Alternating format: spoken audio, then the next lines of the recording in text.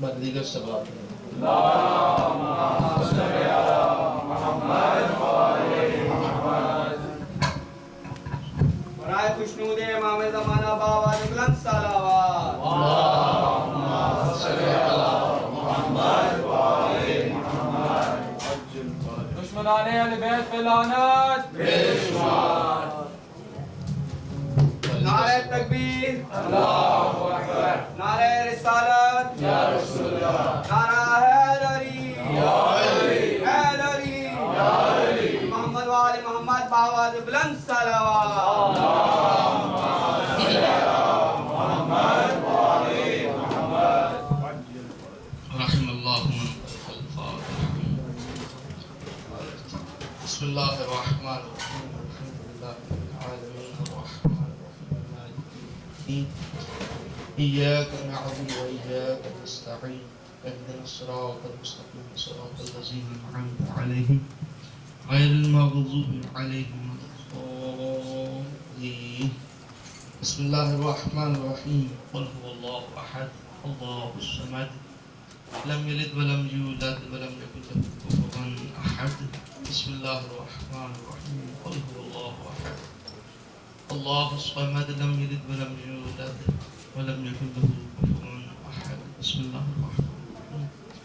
قل هو الله أحد الله الصمد لم يلد ولم يولد ولم يكن له كفوا أحد. اللهم صل على محمد وعلى محمد. اللهم اغفر للمؤمنين والمؤمنات والمسلمين والمسلمات الأحياء منهم والأموات. تعبي اللهم بيننا وبينهم بالخيرات إنك مجيب الدعوات إنك على كل شيء قدير. بحرمة محمد وآله الطاهرين. صلوات بھیجیں محمد. اللهم صل على محمد وآل محمد. بار دیگر اپنی زبانوں کو معطر کیجیے. اللهم صل على محمد وآل محمد. دعا گو ہوں کہ پروردگار عالم بحق محمد و آل محمد ہماری اس عظیم ترین عبادت کو اپنی بارگاہ میں منظور مقبول فرمائے. محمد و آل محمد کا عظیم خالق بالخصوص جن مومنین اور مومنات نے میرے ذمہ دعائیں لگائی ہیں، پروردگار ان سب کی حاجات کو پورا فرما. پروردگار تجھے واسطہ ہے آل محمد کی عظمت کا، اس عظیم دربار کا واسطہ. جو مومنین بیمار ہیں بالخصوص بودراب اصغر صاحب کی والدہ محترمہ، پروردگار بیمار کربلا کے صدقے انہیں شفائے کاملہ عطا فرما. اس کے علاوہ جو مومنین اور مومنات بیمار ہیں ان سب کو شفائے کاملہ عطا فرما. ہم سب کو بار بار کربلا کی زیارت کا شرف نصیب فرما. غم حسین علیہ السلام کی معرفت عطا فرما. پروردگار سیرت محمد و آل محمد پر چلنے کی توفیق عطا فرما. سب مل کر آمین کہیے. پروردگار ہماری لاکھوں دعاؤں کی ایک دعا ہمارے وارث حقیقی سرکار صاحب العصر والزمان کا جلد ظہور فرما. ہمیں اپنے امام کی قدم بوسی کا شرف نصیب فرما. صلوات بھیجیں محمد. اللهم صل على محمد وآل محمد. اعوذ باللہ من الشیطان الرجیم. بسم اللہ الرحمن الرحیم. رب اشرح لي صدري ويسر لي امری واحلل عقدة من لساني يفقهوا قولي. الحمد لله الذي لا يبلغ مدحته القائلون ولا يحصي نعماءه العادون ولا يؤدي حقه المجتهدون. والصلاة والسلام والتحية والإكرام على خاتم النبيين وسيد المرسلين سيدنا وسيد الثقلين جد الحسن والحسين بالقاسم محمد. اللهم صل على محمد وآل محمد. وعلى آله الطيبين الطاهرين المعصومين المنتجبين المظلومين الذين أذهب الله عنهم الرجس وطهرهم تطهيرا. اللهم صل على محمد وآل محمد. ولعنة الله على أعدائهم أجمعين من يومنا هذا إلى قيام يوم الدين. أما بعد فقد قال سبحانه وتعالى في محكم كتابه المجيد بسم الله الرحمن الرحيم إنا نحن نزلنا الذكر وإنا له لحافظون صلوات بر محمد وآل محمد اللهم صل على محمد وآل محمد بارہ دیگر صلوات بھیجیے اللهم صل على محمد وآل محمد. توجہ ہے کہ بات شروع کی جائے. قبل اس کے کہ اپنی گفتگو کا آغاز کروں حسب معمول عظمت درود پر آپ کی خدمت میں کچھ پیش کرنا چاہتا ہوں. یہ ہر روز آل محمد پر درود بھیجنے کے حوالے سے تکرار اس لیے کرتا ہوں تاکہ مومنین کو عظمت درود سے آگاہی حاصل ہو اور ہم حضرات جو ہے درود کو اپنی زندگی میں شامل کریں اور کثرت سے اسے اپنا معمول بنا لیں. جب انشاءاللہ آپ درود کو اپنی زندگی میں شامل کریں گے تو آپ کو خود ہی محسوس ہوگا کہ درود کی عظمت کیا ہے. اور محمد وآل محمد بآواز بلند صلوات. اللہم صل علی محمد وآل محمد. آپ تمام حضرات تھوڑا آواز سامعین گرامی قادر، جناب حضرت سلمان فارسی روایت فرماتے ہیں، وہ فرماتے ہیں کہ ایک مرتبہ میں امیر المومنین کے ساتھ سفر کر رہا تھا. سفر دور دراز کا تھا. چلتے چلتے چلتے ہم ایک صحرا سے گزرے. جب ہم اس صحرا میں پہنچے تو میری نظر ایک ایسے پرندے پر پڑی کہ جسے میں نے پہلے کبھی نہیں دیکھا تھا. دور دراز صحرا، نہ وہاں بندہ نہ بندے کی ذات. جب میں نے وہ پرندہ دیکھا، حضرت سلمان فارسی فرماتے ہیں، میں نے حضرت امیر المومنین سے کہا یا امیر المومنین، نہ یہاں پانی ہے نہ کوئی خوراک. کئی دنوں کے سفر کے بعد ہم یہاں پر پہنچے ہیں. یہ پرندہ نہ میں نے پہلے کبھی دیکھا ہے. اگر یہ پرندہ یہاں پر ہے تو کچھ کھاتا بھی ہوگا، کچھ پیتا بھی ہوگا، مگر مجھے دور دراز صحرا میں کہیں پانی کا نام و نشان تک نظر نہیں آتا. مولا یہ کیا کھاتا ہے اور کیا پیتا ہے؟ امیر المومن فرماتے ہیں، اے سلمان، ہم نے تمہیں پرندوں کی زبان سکھانا دی تھی. خود اس پرندے سے پوچھ لے، خود اس پرندے سے پوچھ لے کہ یہ کیا کھاتا ہے کیا پیتا ہے. حضرت سلمان فارسی فرماتے ہیں کہ میں نے پرندے کو مخاطب کیا کہ علی کا غلام تجھے بلاتا ہے. پرندہ سلمان فارسی کے ہاتھ پر آیا. جناب سلمان فارسی اس پرندے سے مخاطب ہوتے ہیں، دور دراز صحرا ہے، نہ یہاں پر پانی ہے، نہ یہاں پر کھانے کو ہے، نہ پینے کو کچھ ہے. تیری غذا کیا ہے اور تو کیسے پانی پیتا ہے، کہاں سے پانی آتا ہے؟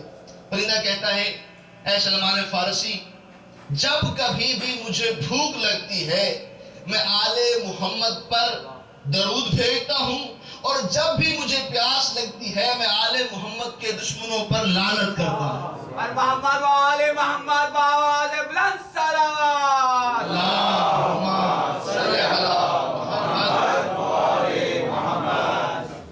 تو یہ درود جو ہے یہ میری پیاس بجھاتا ہے، اور جب میں آل محمد کے دشمنوں پر لعنت کرتا ہوں تو اس سے میری بھوک مٹ جاتی ہے. دشمنان اہل بیت پہ لعنت. نعرہ حیدری. اور محمد وآل محمد بآواز بلند صلوات. اللہم صل علی محمد وآل محمد. حضرات ذی وقار، محبان آل اطہار، ساکنان بزم عزا، سن 1438 ہجری انجمن بوتراب سوسائٹی ہملٹن انٹاریو کے زیر اہتمام عشرہ محرم الحرام کی آج 5ویں گفتگو آپ سماعت فرما رہے ہیں. گزشتہ دنوں میں آپ کی سماعتوں میں جو معروضات پیش کی گئیں، خلاصتاً آپ کی خدمت میں پھر عرض کرتا ہوں. ہم نے پچھلے دنوں میں اس بات پر گفتگو کی کہ معرفت امام کے لیے کیا کیا چیزیں لازم ہیں۔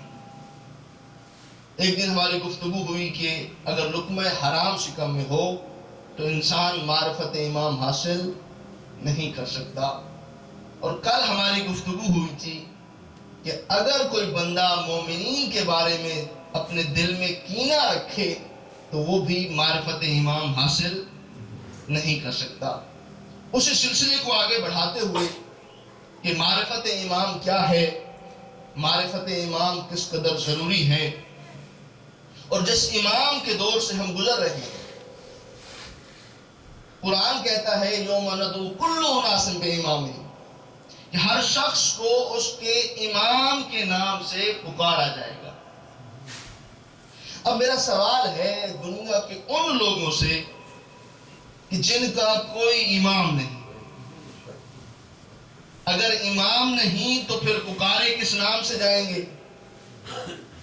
یعنی مطلب یہ ہوا کہ اگر چاہتے ہو کہ تمہیں تمہارے امام کے نام سے پکارا جائے تو کوئی امام بنانا پڑے گا، اور یہ امام بھی اللہ کا بنایا ہوا ہو، نہ کہ دنیا کا۔ دنیا کے اماموں میں اور ہمارے اماموں میں فرق کیا ہے؟ آپ میں سے نہ جانے کتنے لوگ ہوں گے جنہوں نے دنیا کے اماموں کو اپنی جوتی کی نوک پر رکھا ہوا ہے۔ وجہ کیا ہے؟ اس لیے کہ وہ پاکردار نہیں تھے، اور جن اماموں کو آپ مانتے ہیں وہ امیر المومنین ہیں، وہ امام المتقین ہیں۔ جو متقینوں کا امام ہو وہ علی ہے۔ صلوات بھیجیں محمد و آل محمد۔ سامعین گرامی قدر، امام کا ہونا ضروری ہے کیونکہ امام کے نام سے پکارا جائے گا۔ اب یہاں پر ایک سوال جو پیدا ہوتا ہے وہ یہ ہے کہ ہم الحمدللہ مکتب اہل بیت سے تعلق رکھنے والے، ہمارا اس بات پر کامل ایمان ہے کہ ہم زمانے کے امام کے منتظر ہیں۔ ہمارا امام جو نسل زہرا سے ہے ہم اس کا انتظار کر رہے ہیں، اور ہمارے اہل سنت بھائی بھی، ان کا بھی اس بات پر ایمان ہے کہ امام زمانہ پیدا ہوں گے۔ مکتب تشیع میں اور تسنن میں یہ ایک فرق ہے، ہم یہ کہتے ہیں کہ ہمارے امام دنیا میں آ چکے ہیں اور اللہ نے انہیں طولانی عمر عطا کی ہے، جبکہ مکتب تسنن میں وہ یہ کہتے ہیں کہ امام ابھی دنیا میں آئیں گے، پیدا ہوں گے۔ اب یہاں پر جو سوال ہے ذرا توجہ چاہیے مجھے آپ حضرات کی۔ میں ان لوگوں سے مخاطب ہوں جو یہ کہتے ہیں کہ امام ابھی آئیں گے یا امام ابھی پیدا ہوں گے۔ میں کہتا ہوں کہ آپ نے جس طرح پہلے اپنا امام بنا لیا تھا، اب انتظار کیوں کر رہے ہو؟ آج بھی کسی کو ووٹ کروا کے، الیکشن کروا کے کسی کو امام بنا لو، کسی کو اپنا بڑا بنا لو، مگر وہ کہیں گے نہیں یہ ناممکن ہے، اس لیے کہ جو ہمارا آنے والا امام ہے اس کا نسل زہرا سے ہونا ضروری ہے۔ محمد و آل محمد بآواز بلند صلوات۔ اللہم صلی علی محمد و آل محمد۔ تھوڑی سی توجہ چاہیے مجھے آپ حضرات کی۔ میرا مدعا یہ ہے کہ آپ اپنی مرضی سے امام بنا لیجیے۔ اگر آپ پہلے سقیفہ میں امام بنا سکتے ہیں تو آج بھی بنا لیجیے۔ آپ نے پہلے بھی تو بنایا تھا نا، یعنی چند لوگ مل کر، چند ریاستیں مل کر، آپ مل کر الیکشن کروائیں، کسی ایک بندے کو امام منتخب کر لیں تو کوئی بھی اس بات پر آمادہ نہیں ہوگا۔ سارے یہی کہیں گے کہ نہیں ہمیں امام کا انتظار کرنا ہے، امام ابھی آئے گا۔ میں کہتا ہوں وجہ کیا ہے کہ تم اپنی مرضی سے امام کیوں نہیں بناتے؟ یہاں پر سوال یہ پیدا ہوتا ہے کہ اگر آج اتنے سو سالوں کے بعد تم اپنی مرضی سے محمد کا آخری جانشین منتخب نہیں کر سکتے تو بعد از محمد تم نے محمد کا پہلا جانشین کیسے منتخب کر لیا؟ نعرہ حیدری، نعرہ خوشنود امام زمانہ بآواز بلند صلوات۔ اللہم صلی علی محمد و آل محمد۔ توجہ ہے نا آپ سامعین کی؟ یعنی جب مرضی سے کر سکتے ہیں تو پھر آج آخری جانشین کو بھی اپنی مرضی سے منتخب کر لیجیے۔ سبب کیا ہے کہ آج آپ اپنی مرضی سے اپنے وقت کے امام کا انتخاب کیوں نہیں کر سکتے؟ تو یقیناً جواب یہی آئے گا کہ یہ امام اللہ کی طرف سے آ رہا ہے، تو جب آخری اللہ کی طرف سے آئے گا تو پہلا بھی اللہ کی طرف سے۔ محمد وآل محمد بآواز بلند صلوات۔ اللہم صلی علی محمد وآل محمد۔ توجہ ہے نا آپ سامعین کی؟ ضروری نہیں ہے کہ ہمیں بہت زیادہ نعرے ملے، بہت زیادہ داد ملے تو پھر ہی پیغام پہنچے۔ بس آپ توجہ سے سماعت فرمائیں گے، میرا ہدف پورا ہو جائے گا۔ ہم قرآن سے پوچھتے ہیں کہ قرآن میں معیار امامت کیا ہے؟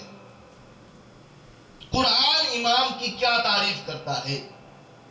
پروردگار عالم ارشاد فرماتا ہے وَإِذِ ابْتَلَىٰ إِبْرَاهِيمَ رَبُّهُ بِكَلِمَاتٍ فَأَتَمَّهُنَّ قَالَ إِنِّي جَاعِلُكَ لِلنَّاسِ إِمَامًا قَالَ وَمِنْ ذُرِّيَّتِي قَالَ لَا يَنَالُ عَهْدِ الظَّالِمِينَ۔ اللہ کہتا ہے کہ میں نے ابراہیم سے امتحان لیا۔ وَإِذِ ابْتَلَىٰ إِبْرَاهِيمَ رَبُّهُ بِكَلِمَاتٍ، چند کلمات کے ذریعے سے۔ فَأَتَمَّهُنَّ، ابراہیم اس امتحان میں کامیاب ہو گئے۔ ابراہیم نے وہ امتحان پاس کر لیا۔ اس کے بعد قرآن کیا کہتا ہے؟ قَالَ وَمِنْ ذُرِّيَّتِي، کیا یہ عہدہ امامت میری نسل میں رہے گا؟ پھر جواب ہے قَالَ لَا يَنَالُ عَهْدِ الظَّالِمِينَ، ہم یہ عہدہ ظالموں کو نہیں دیں گے۔ بس اسی پر تھوڑی سی آپ نے توجہ کرنی ہے۔ جب اللہ نے حضرت ابراہیم علیہ السلام کو امتحان کے بعد امامت عطا کر دی تو اس کے بعد حضرت ابراہیم کو یہ کہنا چاہیے تھا پروردگار تو نے جو مجھے امامت عطا کی ہے اس امامت کا فائدہ کیا ہے؟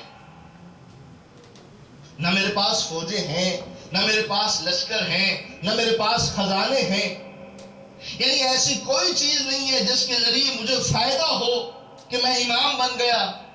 حضرت ابراہیم علیہ السلام نے اللہ سے فوجیں طلب نہیں کی، اللہ سے خزانے طلب نہیں کیے، یہ نہیں کہا کہ میرے پاس خزانے نہیں ہیں، میرے پاس فوجیں نہیں ہیں، میرے پاس لشکر نہیں ہیں، مگر اس کے باوجود بھی حضرت ابراہیم کہہ رہے ہیں پروردگار یہ عہدہ مجھے اپنی نسل میں بھی چاہیے۔ ذرا توجہ فرمائیے گا، حضرت ابراہیم کو اللہ نے امامت دے دی، پھر اس کے بعد حضرت ابراہیم کا لشکر نہ مانگنا، فوجیں نہ مانگنا، بادشاہت نہ مانگنا، خزانے نہ مانگنا، اس بات کی دلیل ہے کہ امامت اور سے ہے، بادشاہت اور سے ہے۔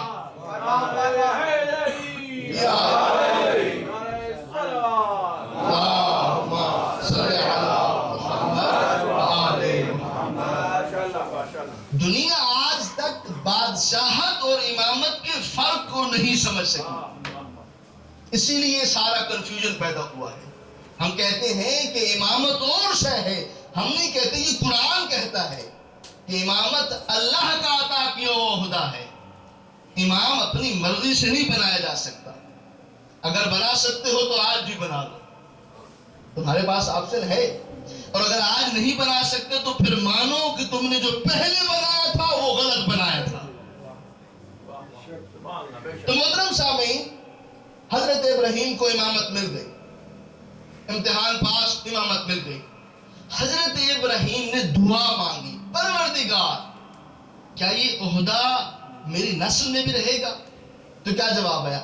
قال لا ينال عهد الظالمین، اللہ نے یہ نہیں کہا کہ یہ عہدہ تیری نسل میں رہے گا یا نہیں رہے گا۔ جواب دیکھیں اللہ نے کیا جواب دیا، لا ينال عهد الظالمین، یہ عہدہ ظالموں تک نہیں پہنچے گا۔ یعنی اگر تیری نسل میں بھی ظالم ہوا ہم یہ عہدہ نہیں دیں گے۔ آئے اب قرآن میں دیکھتے ہیں کہ وہ کون کون سی ہستیاں ہیں جنہوں نے اپنے آپ کو ظالم کہا۔ پہلی ہستی حضرت آدم علیہ السلام، ترک اولا ہوا، زمین پر آئے، پروردگار کی بارگاہ میں دعا کی، اے میرے پروردگار مجھ سے غلطی ہو گئی، مجھ سے خطا ہو گئی، ربنا ظلمنا انفسنا وان لم تغفر لنا وترحمنا لنکونن من الخاسرین، اے پروردگار مجھ سے ظلم ہو گیا۔ آدم حجت اللہ ہے مگر ترک اولا ہوا، کیا کہا میں ظالمین میں سے. اللہ نے آدم کو امام نہیں بنایا. توجہ سے سماعت فرمائیے گا. حجت خدا ہے مگر اس کے باوجود بھی حضرت یونس علیہ السلام مچھلی کے پیٹ میں گئے, دعا مانگی. کیا دعا مانگی؟ لا الہ الا انت سبحانک انی کنت من الظالمین. کہ اللہ تو معبود ہے, تو ہر عیب سے پاک ہے, میں ظالمین میں سے ہوں. اب ذرا توجہ فرمائیے گا. حضرت آدم کہہ رہے ہیں میں ظالمین میں سے, حضرت یونس علیہ السلام کہہ رہے ہیں میں ظالمین میں سے, اور اللہ کہہ رہا ہے میں یہ عہدہ ظالم کو نہیں دوں گا. تھوڑی سی توجہ چاہیے. اللہ کہہ رہا ہے یہ عہدہ ظالم تک نہیں پہنچے گا, اور قرآن کہہ رہا ہے, حضرت آدم فرما رہے ہیں مجھ سے ظلم ہوا, حضرت یونس کہہ رہے ہیں کہ میں ظالمین میں سے. تو بس یہاں پر طاہر حسن غدیری ایک جملہ کہنا چاہتا ہے. میں کہتا ہوں جو امامت اللہ آدم اور یونس جیسے نبیوں کو نہیں دیتا, وہ عرب کے چرواہوں کو کیسے دے سکتا ہے؟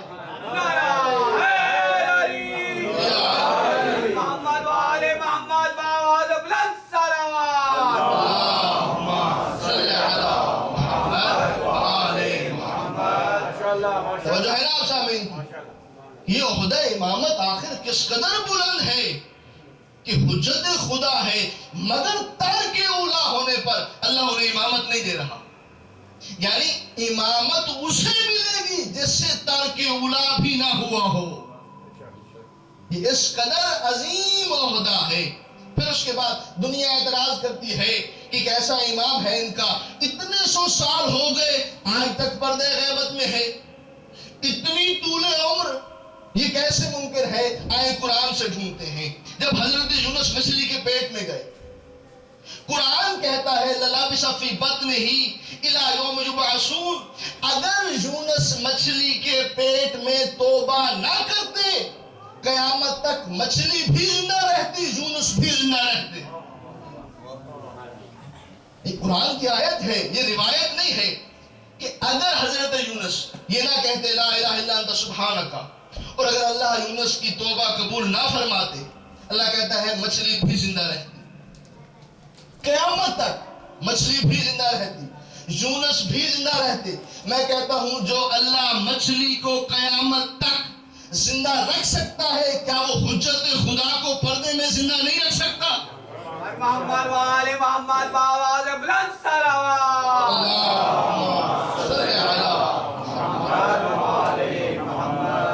جو اللہ مچھلی کے پیٹ میں یونس کو زندہ رکھ سکتا ہے, اور اگر قیامت تک مچھلی کو زندہ رکھ سکتا ہے, وہ علی کل شیء قدیر ہے. کیا وہ امام زمانہ کو طول عمر عطا نہیں کر سکتا؟ آج تک دنیا نے اعتراض نہیں کیا کہ حضرت عیسیٰ کیسے زندہ ہیں, حضرت ادریس کیسے زندہ ہیں, حضرت خضر کیسے زندہ ہیں. 3 نبیوں کے میں نے نام دیے ہیں, آج تک زندہ ہیں. تاریخ کہتی ہے کہ حضرت ادریس آج تک زندہ ہے, حضرت خضر آج تک زندہ ہے, حضرت عیسیٰ آج تک زندہ ہے. تو معلوم یہ ہوا اللہ جسے چاہے جتنا چاہے زندہ رکھے, یہ اس کی مصلحتوں کا تقاضا ہے. صلوات بھیجے محمد و آل محمد.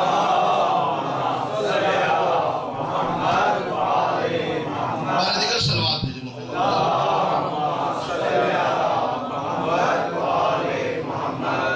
سامعین گرامی قدر, امامت بہت ہی اہم عہدہ ہے. یہ وہ عہدہ ہے جو اللہ اپنی صرف ان حجتوں کو عطا کرتا ہے جن سے ترک اولا بھی نہ ہوا ہو. اور امام چاہے پہلا ہو یا آخری ہو, یہ سارے کے سارے محمد ہیں. عظمت امام پہ باواز بلند صلوات.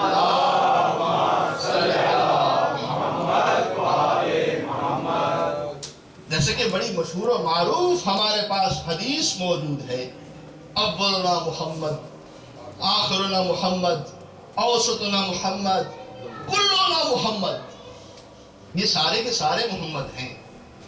اب یہ حدیث ایک ایسی حدیث ہے کہ بعض اوقات کچھ افراد جو ہے اس حدیث پر اعتراض کرتے ہوئے نظر آئے کہ یہ آپ کیا کہہ رہے ہیں کہ پہلا بھی محمد آخری بھی محمد. آپ یہ کہہ کر محمد کی شان گھٹا رہے ہیں. کسی کے ذہن میں سوال پیدا ہوا اور وہ نہ کرے یہ اور بات ہے، مگر بہت سارے ایسے افراد ہیں جو یہ کہتے ہیں کہ اہل تشیع کو یہ عقیدہ ہے کہ جو پہلا محمد ہے وہ آخری محمد ہے، محمد شکلیں بدل بدل کر آتا رہا ہے، وہ سب کو برابر سمجھتے ہیں۔ اس حدیث کی روح سے تو یہی بات بنتی ہے، اگر منافقت انسان نہ کرے اور صحیح بات کرے، پہلا بھی محمد آخری بھی محمد، تو پھر کیسے معلوم ہو مکتب تشیع اس بارے میں کیا کہتا ہے؟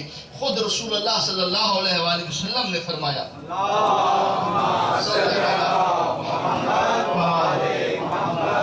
اِسَنَا عَشَرَ مِنْ أَهْلِ بَيْتِي أَعْطَاهُمُ اللَّهُ عِلْمِي وَفَهْمِي أَوَّلُهُمْ أَنْتَ يَا عَلِيُّ وَآخِرُهُمُ الْقَائِمُ الَّذِي يَفْتَحُ اللَّهُ عَلَى يَدَيْهِ مَشَارِقِ الْأَرْضِ وَمَغَارِبِهَا۔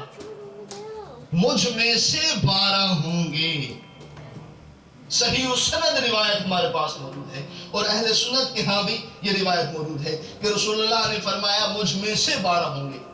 جیسے کہ میں نے پہلی مجلس میں یہ عرض کیا تھا کہ 2 ایسی روایتیں ہمارے پاس اور بھی ہیں۔ اب رسول اللہ فرما رہے ہیں مجھ میں سے 12 ہوں گے، اس میں سے پہلے انت یا علی، اے علی تو ہے، وآخرہم القائم الذی، اور آخری جو ہے ہمارا قائم ہوگا، یفتح اللہ علی یدیہ مشارق الارض ومغاربہا، کہ جس کے ہاتھوں پر اللہ زمین کے مشارق اور مغارب کو فتح فرمائے گا۔ یہ رسول اللہ خود فرما رہے ہیں۔ سامعین گرامی قدر، یہی سوال کہ پہلا محمد، درمیان والا محمد، آخری محمد، یہ کیسے ممکن ہے؟ ایک صحابی کے دل میں خیال پیدا ہوا، امام باقر علیہ السلام کے دور صلی اللہ علیہ محمد بارہ دیگر صلوات کی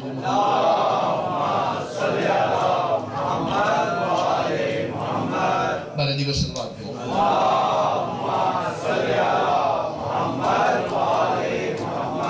ایک صحابی کے دل میں سوال پیدا ہوا، ذہن میں سوال اٹھا، 5ویں امام سے سوال کرتا ہے، جناب رسول اللہ، کیا واقعاً آپ کے جد کی یہ حدیث ہے کہ آپ سارے کے سارے محمد ہیں؟ کتاب کا نام ہے فضائل آل محمد بلسان آل محمد، یہ ابھی فارسی میں ہے، اس کو اردو ترجمہ نہیں، وہ وہاں سے پڑھنے لگا۔ صحابی نے مولا سے سوال کیا، مولا واقعاً آپ کے جد کا یہ قول ہے کہ آپ سارے کے سارے محمد ہیں؟ امام باقر علیہ السلام فرماتے ہیں، اے صحابی کیا تجھے شک ہے؟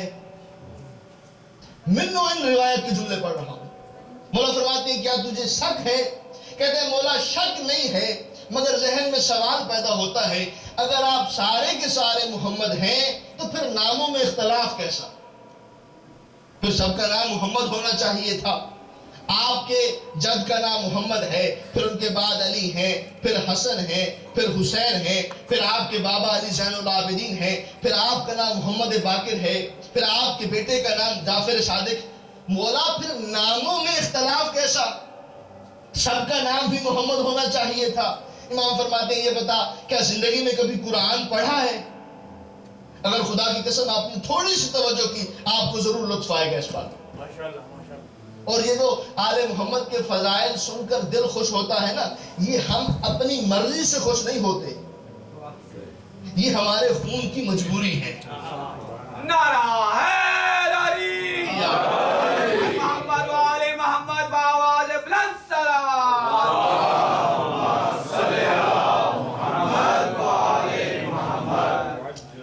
اس لیے کہ چھٹے امام کا فرمان ہے، من وجد فی قلبہ حبنا فلیشکرہ، کہ جو کوئی اپنے دلوں میں ہماری محبت کی ٹھنڈک محسوس کرے اسے چاہیے کہ اپنی ماں کا شکریہ ادا کرے۔ یہ امام کا قول ہے، اور شاعر نے بڑی پیاری بات کی ہے، وہ کہتا ہے اس لیے نام علی پہ مسکراتا ہوں عقیل، پاک ہے میرا لہو اظہار ہونا چاہیے۔ محمد والے محمد بآواز بلند صلوات۔ اللہم صلی علی محمد والے محمد حیدری، یا صلوات۔ اللہم صلی علی محمد۔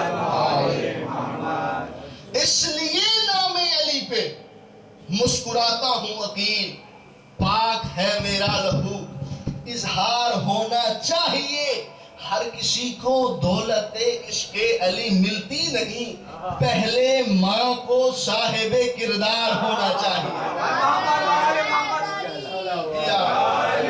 محمد والے محمد باواز بلند سلام،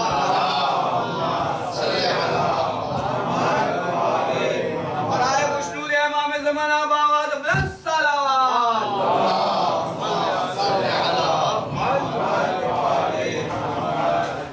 بچپنے میں جب ہم سنتے تھے ذاکرین سے، علماء سے کہ علی کا دشمن حرام زادہ ہوتا ہے، جب تھوڑا سا شعور پختہ ہوا، ذہن میں خیال پیدا ہوا یہ ذاکرین اپنی طرف سے کہتے ہیں، یہ کیا بات ہوئی کہ علی کا دشمن حرام زادہ ہوتا ہے؟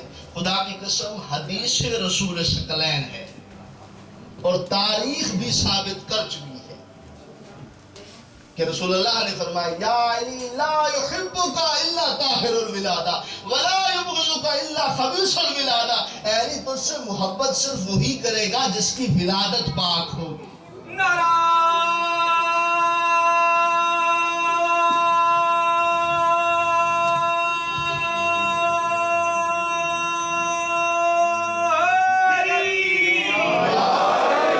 محمد والے محمد باواز بلند سلام۔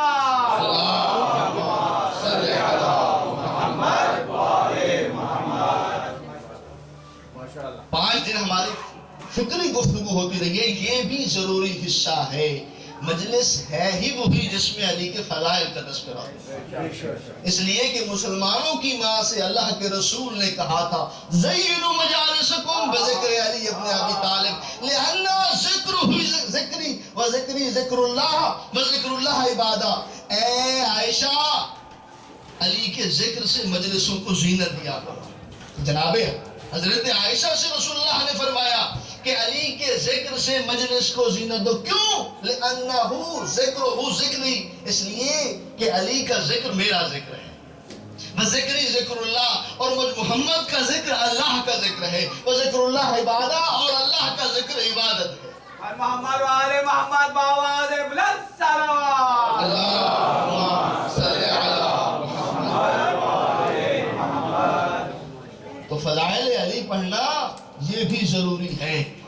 امام فرماتے ہیں، صادق آل محمد کا قول ہے کہ اگر کوئی بندہ ہمارے جد کی فضیلتوں میں سے ایک فضیلت کا ذکر کرے، غفر اللہ ذنبہ تقدم و تاخر، اللہ اس کے اگلے پچھلے گناہ معاف فرما دیتا ہے۔ تو علی کے فضائل کا ذکر کرنا گناہوں کی بخشش کا ذریعہ ہے۔ اگر علی کے فضائل پڑھے جائیں تو پریشان نہیں ہونا۔ نعرہ تکبیر، نعرہ رسالت، یا رسول اللہ، نعرہ حیدری، حیدری، محمد والے محمد باواز بلند صلوات۔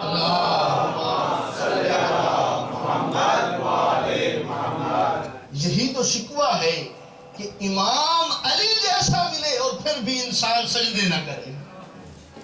جسے علی جیسا امام ملے اسے تو چاہیے ایسا سجدہ شکر کرے کہ زندگی ایک سجدے میں گزار دے۔ خدا کا شکر اس پر کتنا ہی کیا جائے کم ہے کہ انہیں اللہ نے ہمیں 14 کی ولایت نصیب فرمائی۔ اب اس کے بعد حق بندگی اور بڑھ جاتا ہے نہ کہ کم ہو جاتا ہے۔ سامعین گرامی قدر، امام فرماتے ہیں کیا تو نے کبھی قرآن نہیں پڑھا؟ کہتا ہے مولا روز قرآن پڑھتا ہوں۔ امام فرماتے ہیں اچھا جا قرآن اٹھا کر لے آ۔ اس صحابی گیا قرآن مجید اٹھا کر لے آیا۔ اب قرآن سامنے ہے، مولا فرماتے ہیں اے میرے صحابی قرآن کھول۔ اس صحابی نے قرآن مجید کو کھولا۔ مولا فرماتے ہیں یہ بتا پہلی سورت کا نام کیا ہے؟ کہتا ہے مولا سورہ فاتحہ، سورہ الحمد۔ کہا دوسری سورت کا نام کیا ہے؟ کہا سورہ بقرہ۔ کہا تیسری سورت کا نام کیا ہے؟ اس طرح 114 سورتوں کے امام نے نام پڑھوائے۔ اس نے سوال کیا تھا نا مولا اگر آپ سارے محمد ہیں تو ناموں میں اختلاف کیسا؟ امام اسے جواب دے رہے ہیں، بتانا چاہ رہا ہوں یہ کیسے محمد ہیں۔ امام فرماتے ہیں پہلی سورت کا نام کہا الحمد، دوسری سورت کا نام کہا سورہ بقرہ، 114 سورتوں کے نام، سورہ ابراہیم، سورہ طٰہٰ، سورہ یاسین، سورہ مزمل، سورہ واقعہ، سورہ رحمان، سورہ کوثر، سورہ ناس، جب 114 سورتوں کے امام نے نام پڑھوا لیے، امام فرماتے ہیں اچھا اب قرآن کو بند کر۔ اس نے قرآن کو بند کیا۔ امام فرماتے ہیں یہ بتا یہ جو پہلی سورہ ہے یہ قرآن ہے؟ اللہ اکبر، اللہ اکبر، اللہ اکبر۔ یہ جو پہلی سورہ ہے جس کا تو نے نام لیا ہے فاتحہ، یہ قرآن ہے؟ کہتا ہے جی مولا۔ کہا جو بڑی سورہ ہے سورہ بقرہ، کہ یہ قرآن ہے؟ کہا جی مولا۔ 114 سورتوں کے چونکہ امام نے نام پڑھوائے تھے۔ پھر امام فرماتے ہیں یہ بتا یہ جو سب سے چھوٹی سورہ ہے سورۃ الکوثر، یہ قرآن ہے؟ کہتا ہے جی مولا۔ امام فرماتے ہیں میرے صحابی سن، سمجھ اور یاد رکھ، اگر قرآن کی سورتوں کو علیحدہ علیحدہ کیا جائے تو کوئی فاتحہ ہے، کوئی بقرہ ہے، کوئی مزمل ہے، کوئی طٰہٰ ہے، کوئی ابراہیم ہے، کوئی یاسین ہے، کوئی واقعہ ہے، کوئی کوثر ہے، اگر ان سب کو جمع کیا جائے تو پورا قرآن بنتا ہے۔ صحابی یاد رکھ، اگر ہم سب کے نام علیحدہ علیحدہ کیے جائیں، کوئی علی ہے، کوئی حسن ہے، کوئی حسین ہے، کوئی باقر ہے، کوئی زین العابدین ہے، اگر ہم سب کو جمع کیا جائے پورے کا پورا محمد بنتا ہے۔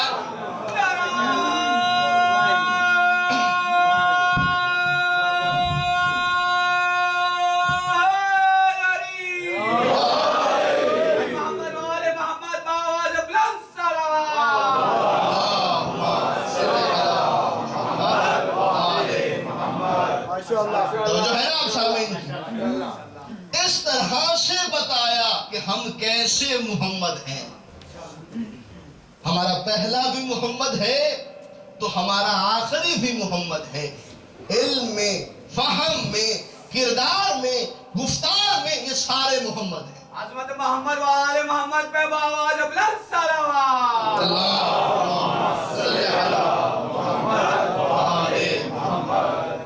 تو جو ہے نا آپ سامعین،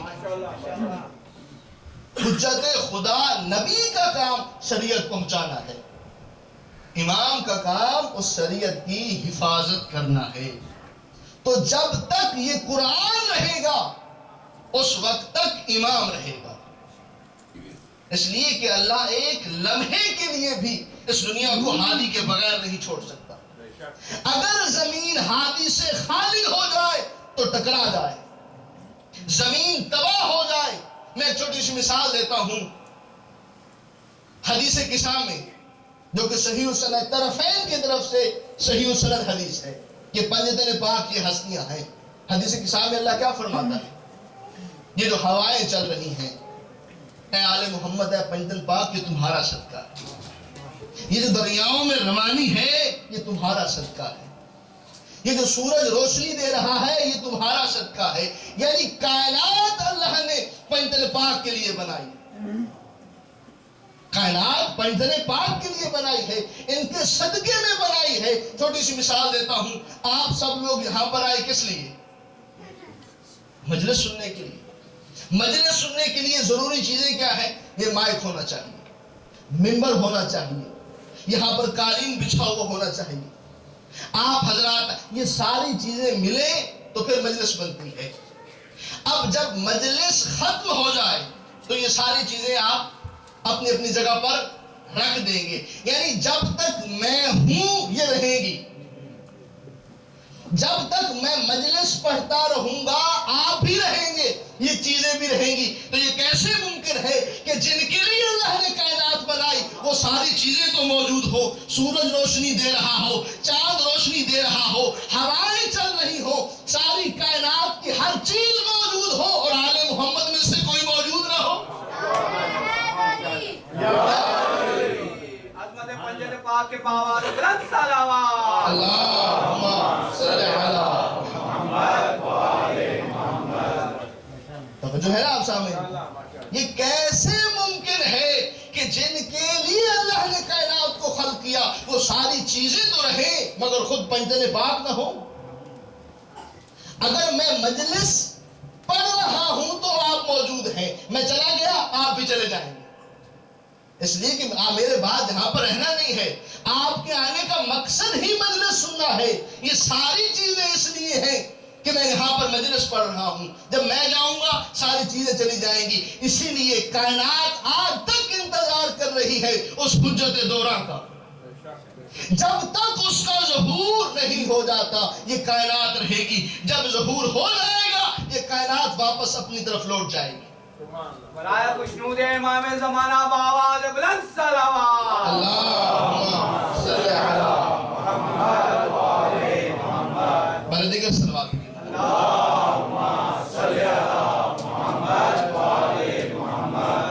سامعین گرامی قدر، معرفت امام ضروری ہے۔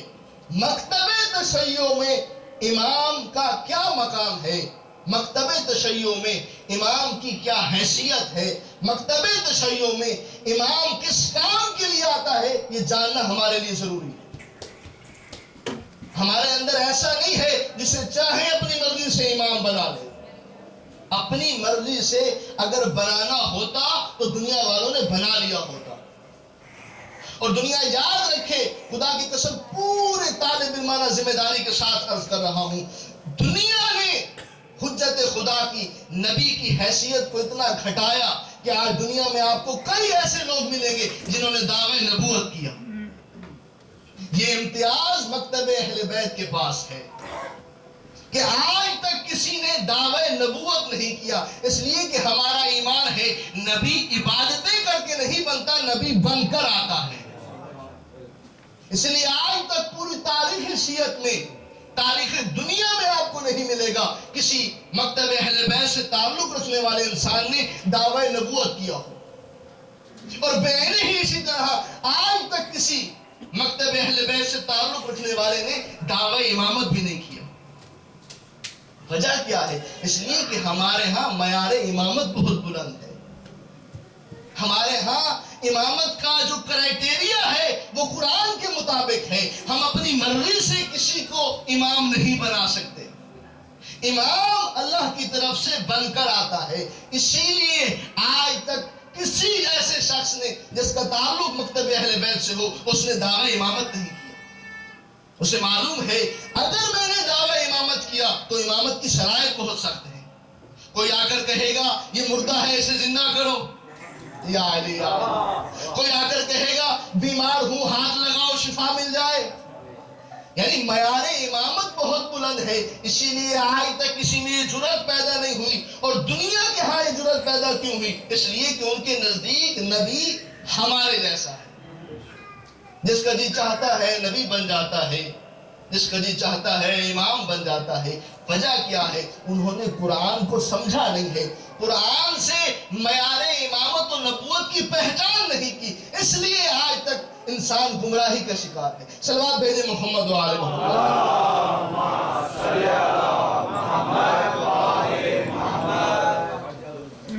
بس صاحبان محترم، ہو گئی میری حاضری۔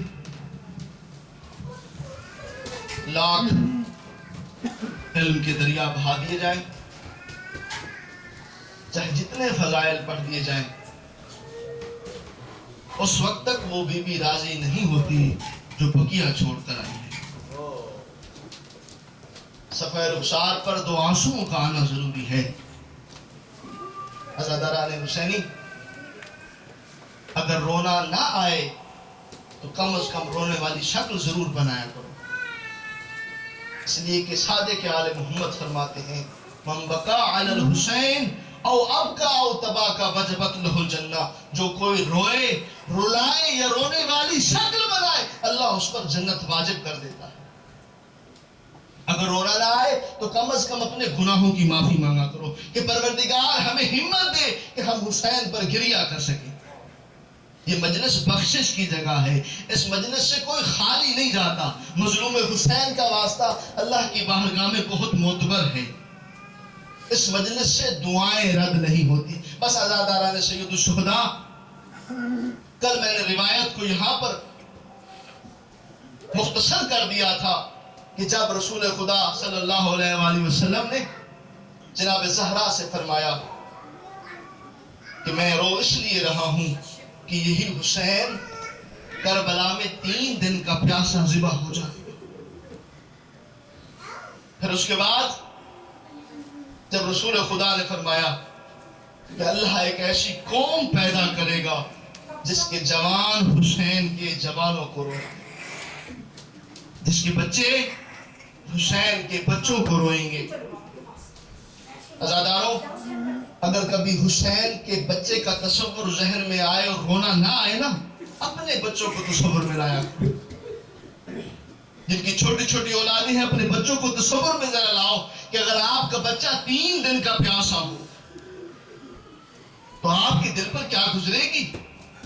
ماں ایک لمحے کے لیے برداشت نہیں کرتی اس کا بچہ پیاسا ہو. حسین 3 دن کا پیاسا لے کر گیا. معصوم فرماتے ہیں جب ہمارے غم میں رونا نہ آئے نا تو اپنوں کو یاد کر کے رویا کرو، پھر تمہیں احساس ہوگا کہ حسین کتنا غریب ہوا تھا. عزاداران سید الشہداء، جناب رسول خدا نے جب فرمایا نا ایسی قوم پیدا ہوگی جس کے بچے حسین کے بچوں کو روئیں گے، جن کی عورتیں حسین کی عورتوں کو روئیں گی. جب جناب زہرا نے یہ جملہ سنا تو کہا بابا یہ عورتوں کا کیا کام؟ کہا اللہ تیرے وطن سے 2 بیٹیاں پیدا کرے گا، زینب و کلثوم، ان کی چادریں چھینی جائیں گی، وہ درباروں میں خطبہ دیں گی.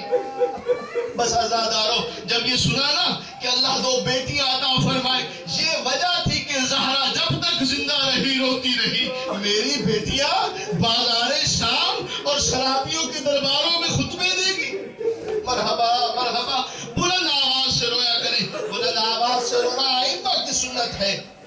شرما کے نہ رویا کرو حسین کو.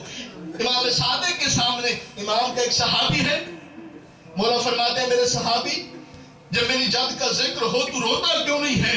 کہتا ہے مولا میں رو رہا ہوں.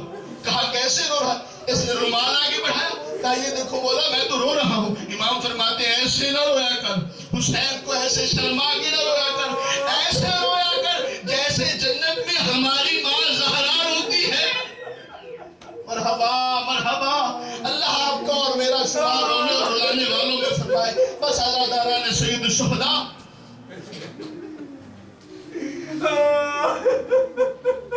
مظلوم زہرا نے کربلا کو آباد کر لیا، بنی اسد کے جوانوں کو نصیحتیں کر لی، وصیت بھی کر ڈالی.